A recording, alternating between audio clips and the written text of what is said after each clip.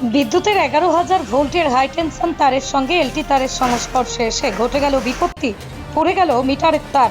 একাধিক বাড়ির electric fan, refrigerator, light, motor সহ বিভিন্ন বৈদ্যুতিক সামগ্রী ফোন করার 3 ঘন্টা দেরিতে আসায় মোবাইল ভ্যান সহ বিদ্যুৎ দপ্তরের কর্মীদের ঘিরে বিক্ষোভ দেখালেন স্থানীয়রা। ঘটনাটি ঘটেছে মালদহের হরিশ্চন্দ্রপুর থানার বনসরিয়া গ্রামে। স্থানীয় সূত্রে খবর, বনসরিয়া গ্রামের শেষ প্রান্তে রয়েছে প্রায় 15টি বাড়ি। মাঠের ট্রান্সফরমার থেকে তাদের বাড়িতে বিদ্যুতে পৌঁছয়। অভিযোগ, দীর্ঘ 7 বছর ধরে বৈদ্যুতিক শর্ট সার্কিটের কারণে তারা সুষ্ঠুভাবে বিদ্যুৎ পরিষেবা পাচ্ছেন না। সামান্য বৃষ্টিতে শর্ট সার্কিট হয়ে বিদ্যুৎ বিচ্ছিন্ন হয়ে যাচ্ছে। হরিশ্চন্দ্রপুর বিদ্যুৎ দপ্তরকে একাধিকবার জানিয়েও কোনো লাভ হয়নি। এবারও শর্ট সার্কিট হয়ে একটি বাড়ির মিটারের তার ছিঁড়ে যায়। পাশাপাশি 15টি বাড়ির 30টি ফ্যান, 2টি রেফ্রিজারেটর, 4টি মোটর, একাধিক লাইট পুড়ে যায়। আহত হয় বছর 10 এক শিশু। এই নিয়ে আতঙ্ক ছড়িয়ে পড়ে এলাকায়। বাড়ি ছেড়ে সকলেই রাস্তায় চলে আসেন। তাই তারা এদিন পৃথক ট্রান্সফরমার দাবিতে বিদ্যুৎ দপ্তরের গাড়ি আটকে রেখে বিক্ষোভ দেখাতে আশ্বাসে তারা বিক্ষোভ তুলে নেন। শেষ পর্যন্ত বিদ্যুৎ দপ্তরের আশ্বাসে বিক্ষোভ তুলে নিলেও তারা এই পরিস্থিতির তীব্র সুরাহা দাবি করেছেন।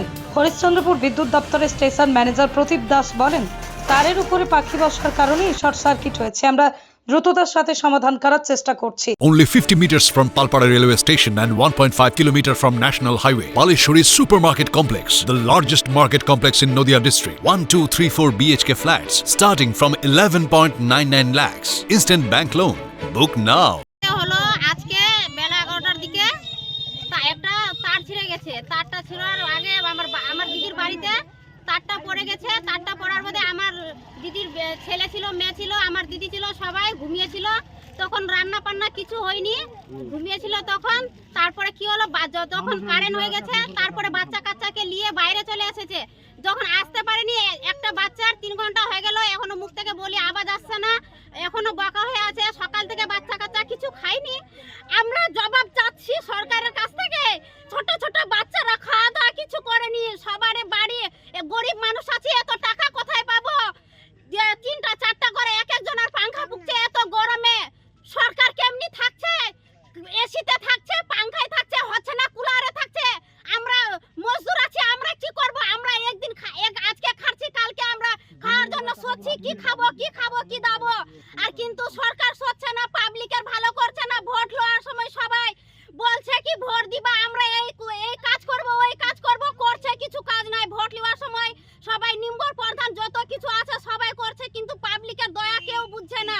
এখানে 15টা বাড়ি আছে, মানে 40টা পাংখা আর 2টা ফ্রিজ, 5টা থেকে 6টা মোটর, সব কিছু চলে গেছে। আমরা সরকারের কাছ থেকে দাবি চাচ্ছি, ক্ষতিপূরণ চাচ্ছি। আমরা আমাদের বাড়ির পাশে মিসের পোল দিয়ে দাও আর ট্রান্সমিটার দিয়ে দাও। আমরা কিছু চাচ্ছি না, আমরা শুধু দয়া করে এইটাই চাচ্ছি আপনাদের কাছ থেকে। আপনারা যেটা পারবেন যত তাড়াতাড়ি হয় তত তাড়াতাড়ি একটু করে দিলে ভালো হবে। কেন এত গরমে থাকা যাচ্ছে না, সড়কের মধ্যে মশারি টাঙে তারপর থাকছি আমরা।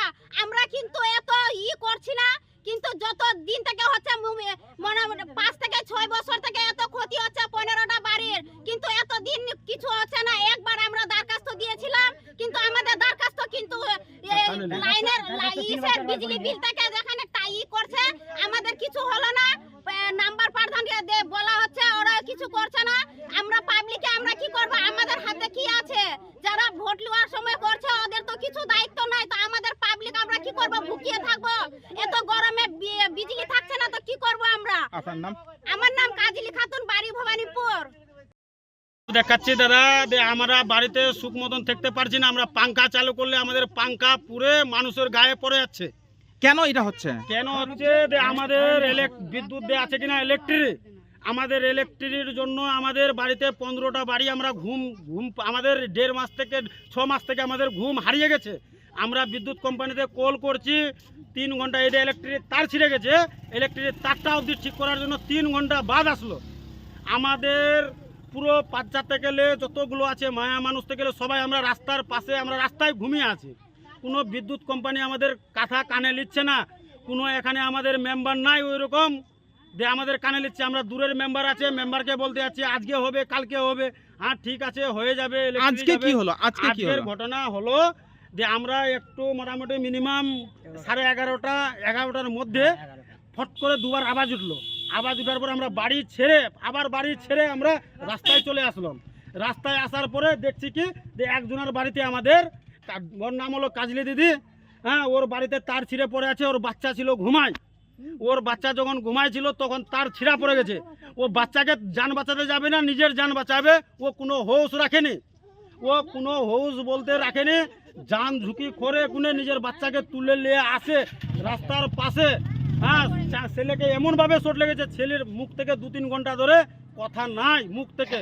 বলছি এই কারেন্টের কারণে আপনার কি কি ক্ষতি হলো আপনাদের? আমাদের ক্ষতি হলো মিনিমাম 30 থেকে 40টা পাংখা পুড়ে গেছে, 5টা মোটর পুড়ে গেছে, ফ্রিজ পুড়ে গেছে 2টা।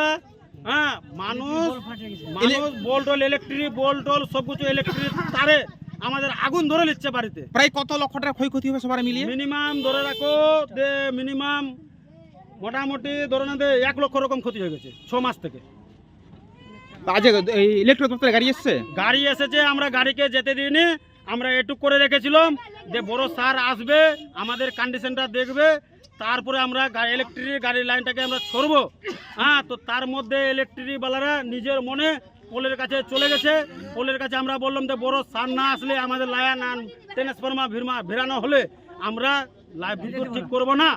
আমাদেরকে বড় স্যার আসে কথা দোক যে না, আমরা ইলেকট্রিক, আমরা আপনাদের পার্সোনাল এতটি বাড়ি আছে, এতটি ক্ষয়ক্ষতি হয়েছে, আমরা পার্সোনাল একটা ট্রান্সফরমার দিব, আপনার সুখে সংসার করবেন, আপনারা ভালো করে ঘুমাতে পারবেন রাত্রেবেলায়। আপনার নাম? আমার নাম হলো রঞ্জন দাস, বাড়ি হলো বনসুরিয়া লারিয়া।